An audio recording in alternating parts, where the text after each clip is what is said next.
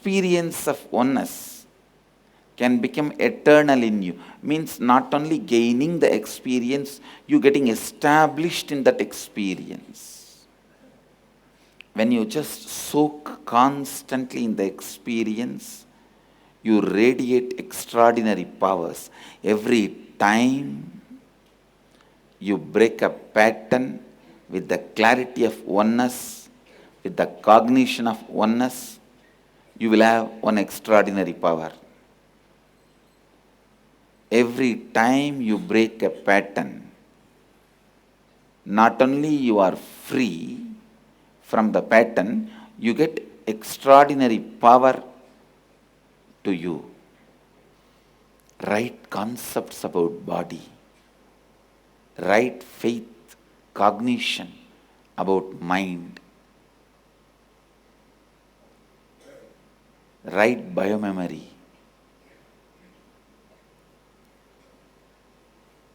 The right concepts about body, mind, consciousness is the richness, ultimate richness.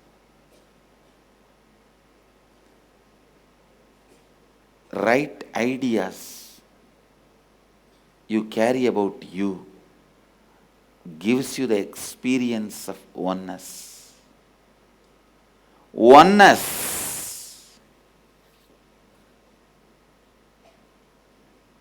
Neither by building hundreds of houses for yourself, nor by building companies for yourself, or by accumulating more and more cars. Oneness is not experienced by all these. I am not saying don't buy house, don't build house, don't buy car. No. All I am trying to tell you is, let that just be utility, not goal of your life. If the utility becomes goal of your life, you live in stupidity. As I said, stupidopathy, where elongating your life becomes goal. No. Purpose of your life should be goal. Meaning of your life should be goal, not elongating your life. If you know the meaning, you know the right length, right number of years you need to live. Number of years you live is not defining your success. The meaning of your life defines your success.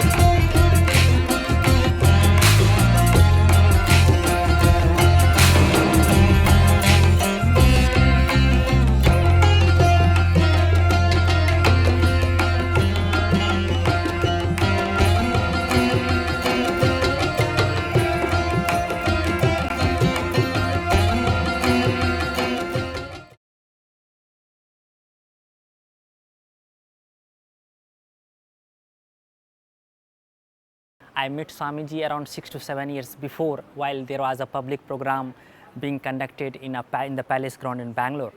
So once when in the public program which was being conducted there in Bangalore, when I saw Swamiji and the clarity and with the clarity whatever he used to answer the questions, I felt very much impressed, and I felt that all my doubts which was there still there till that time, I felt that all has been cleared away by Swamiji in just in 2 to 3 hours of session which he had conducted there. So from that time I got connected with Swamiji, and then after every program which is being conducted here in the ashram or elsewhere in the world, I take this opportunity not to miss any of the program, because in each and every program Swamiji comes up with a new understanding, with a new philosophy, with the new techniques. Very recently I had been to attend the Cambodia to attend the Inner Awakening at Cambodia, in which the Swamiji gave every one of us the experience of Shivoham. Within the few seconds of closing our eyes during the meditation, we used to feel the highest kind of experiences which our Vedic scriptures, which our ancient religious masters, which they have described either in Puranas and Upanishads, Swamiji was giving us those all experiences in just a few milliseconds, just as soon as we used to close the eyes. So that was a very great experience. Swamiji is giving very precise understanding how to handle, how to come up with all those problems, and how to get away, how to solve all those problems.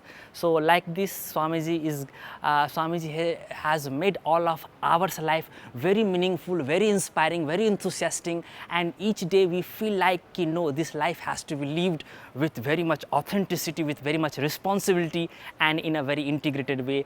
All this credit goes only to Swamiji, none of us, because of him only we are able to live this life in a very purposeful and meaningful way. Thanks a lot.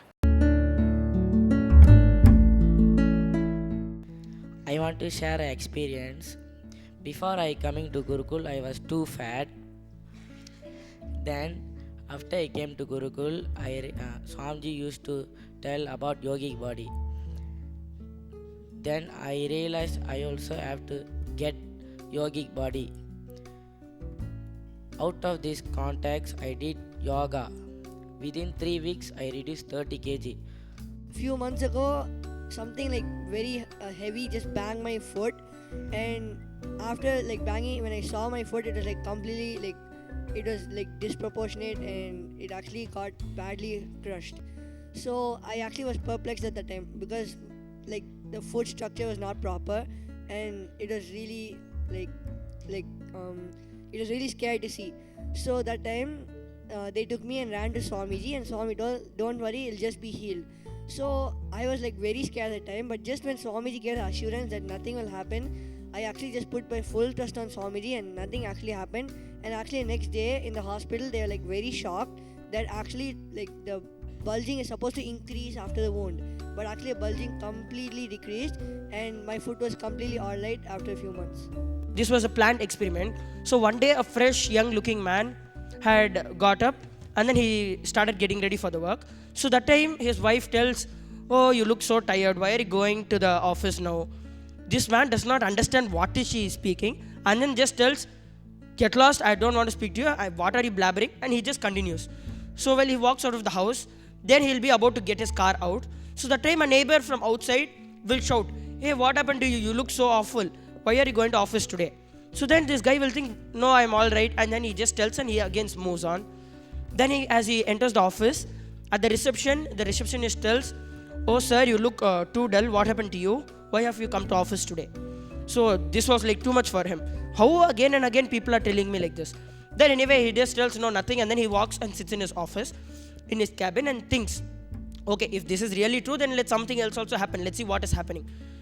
Then one of his colleague will come in and tell, hey man, what happened to you? You look so upset today. You look feverish. What happened to you? Then this was really too much for him. He was not able to bear at all. Then he just tells, okay, fine, I'll do something about it. Then he gets a call from his boss, and then he goes to his boss.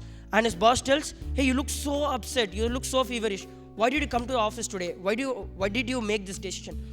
He really gets very irritated and annoyed, and he tells, okay sir, I'm leaving. And when he takes his car and goes, he will see that the body temperature itself starts rising. So now, in this whole story, if you see, the person was actually completely healthy. But because the others, whatever they spoke, because it affected his mind, the physical change in his body itself was there. So this was a planned experiment which was conducted in the Chicago University, and they did it with 11 people, and all the 11 people had the same effect on them. When we went to Varanasi last year with Swamiji, we were going on Ganga to Manikarnika ghat for the death process. So after finishing the death process, we all were coming back after the Arati and spending time with Swamiji. We were coming back in the night through the Ganga back to that Mahisha Ghat.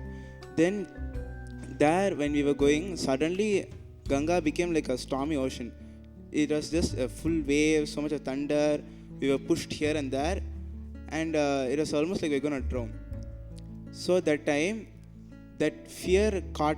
The time when we were there, we were in Swamiji on the boat. That time, that fear caught me. Like, what will happen if we drown now? What will happen if I die? Then that moment, before the death process, gave me understanding that even death cannot separate me from the cosmos. I am still one with this whole cosmos. So that same click came and hit me when this whole fear came again. That even if I die, what is going to happen? I'm just going to be one again with the cosmos. There's nothing separated here. So that time, that click made me so complete with that fear that until today I don't even have that fear of death or fear of something. A few months before, we had a fish in a container.